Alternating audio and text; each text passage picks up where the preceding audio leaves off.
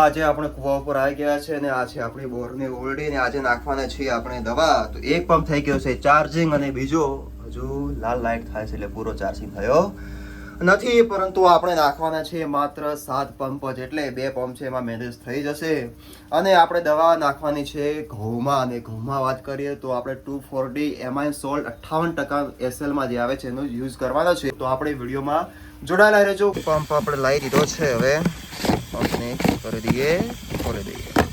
દવા આપણે મિશ્રણ કરી દીધી છે. SL ફોર્મ્યુલેશનમાં આવે એટલે આપણે વારે ઘડે તો દવાની હલાવવાની આવતી નથી. આપણે લઈ લીધી દવા અને હવે પંપને આપણે મૂકી દઈએ ઉપર, એટલે આપણે જ્યારે ઉપાડવું હોય ત્યારે આપણે ઇઝી પડે. નળી આપણે અહીંયા પડી છે અને હવે કરી દઈએ ત્યાંથી લોક ચાલુ. કરી દઈએ. હવે તો આપણો પંપ ભરવાનું ચાલુ છે અને આપણા ઘઉંમાં આપણે હવે દવા નાખવાનું ચાલુ કરી દઈશું.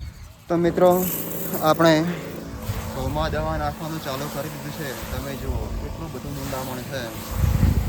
તો હવે આટલા નિંદામણમાં, આટલા કોટાળિયામાં અને બીજું પણ ઘણું બધું છે, તો શું ઘઉં થાય? તો આપણે નિંદામણની દવા નાખવી જરૂરી બને છે, કારણ કે આટલું બધું હાથ વડે નેદું બહુ અઘરું પડી જાય છે. અને જુઓ, અને આજે આપણે વાત કરીએ તો આપણે હાટવું આવ્યા છે, એટલે કે કોઈ આપણને મદદ કરાવવા આવે તો આપણે પણ એની મદદ કરાવવા જવું પડે.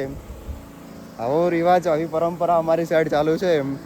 તમે પણ જતા હશો અને ઓમ ખેડૂત મિત્રો ખુદ પણ જાય છે, એટલે સમજવું નહીં કે ઓમ ખેડૂત મિત્રો ખાલી વિડીયોઝ બનાવે છે, પરંતુ મહેનત પણ ઘણી બધી કરવી પડે છે દોસ્તો. અને આજે આપણે આવી ગયા છે દવા નાખવા.